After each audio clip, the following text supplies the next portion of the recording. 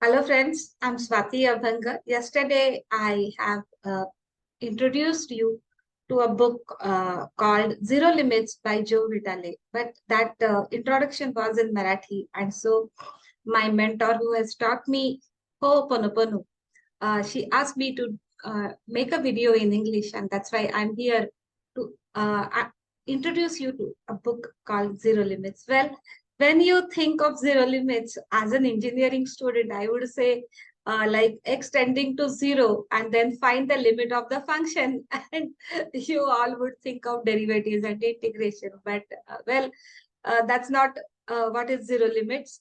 The idea of zero limits is like you become as pure as God wants you to be. What is that pure as God wants you to be?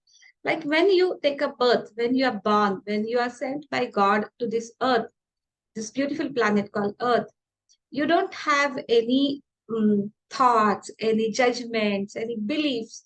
You are as pure as uh, God wants you to be.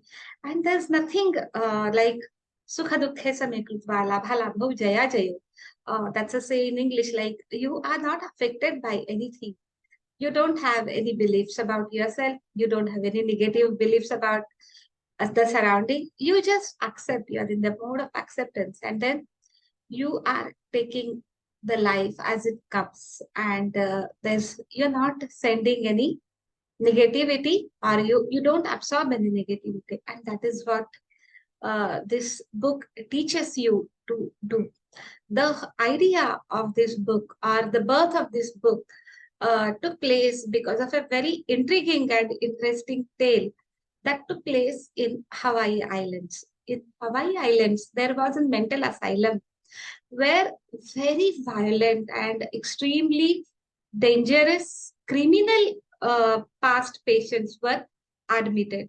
And those people were kind of very, like let down by the society. They were extremely violent because they were very angry all the time. They were very sad all the time. And that sadness, like getting transformed into anger. And they were not able to live properly, wanting to kill themselves also at the time. And because of that violent patients, no doctor, no nurse, no support staff, like someone who cooks, someone who takes the care of the plants nearby in the garden, someone who's doing the cleanliness work. Nobody was willing to work there, and people would leave that place as soon as they get any other opportunity, and it was very difficult to treat those people. So one fine day, a psychiatrist or someone who could heal, like healer, Hakaleka Hulen, took a charge of healing of all these people. What did Hulen do?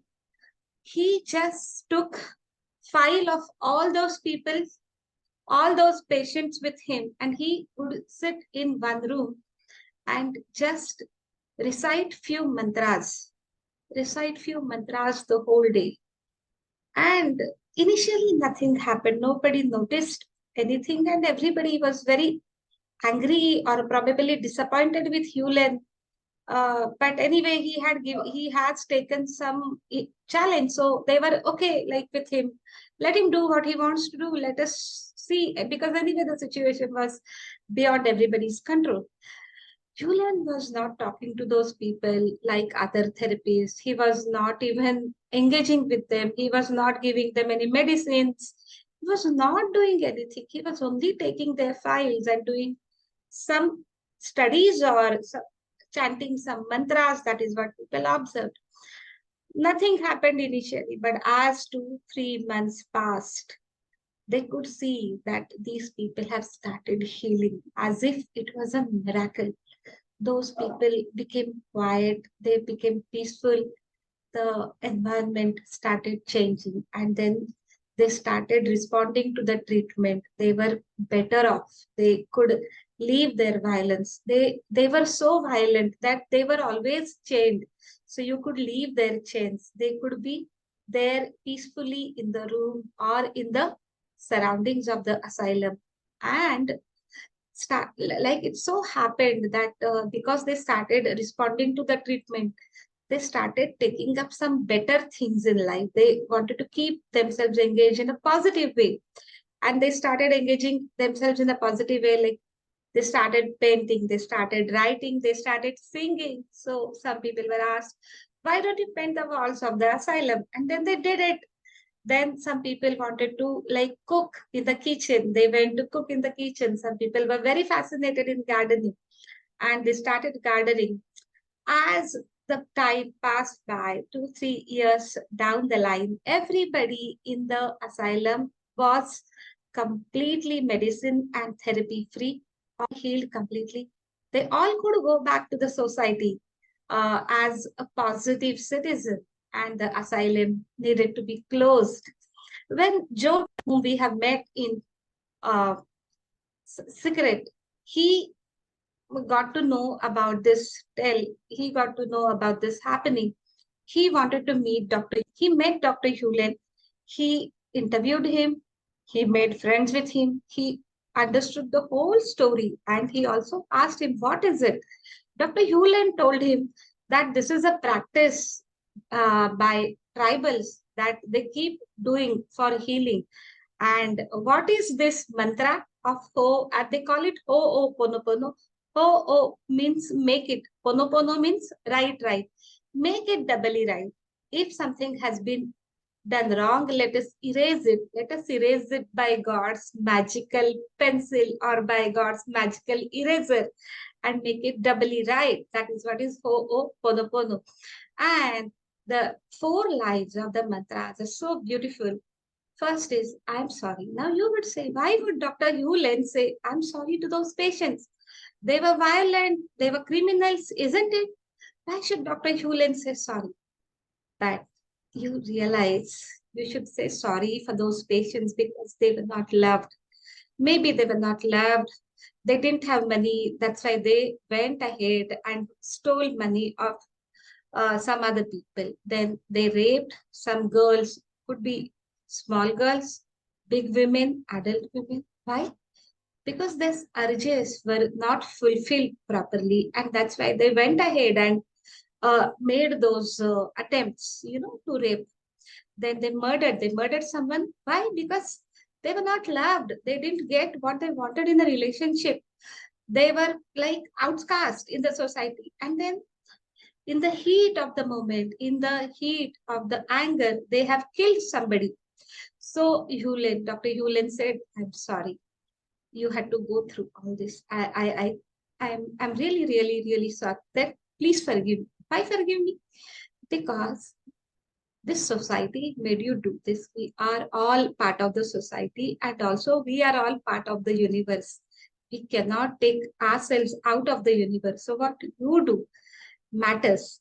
Even your thought matters. So I was not there to give you good upbringing. I was not there to tell you what you need to do.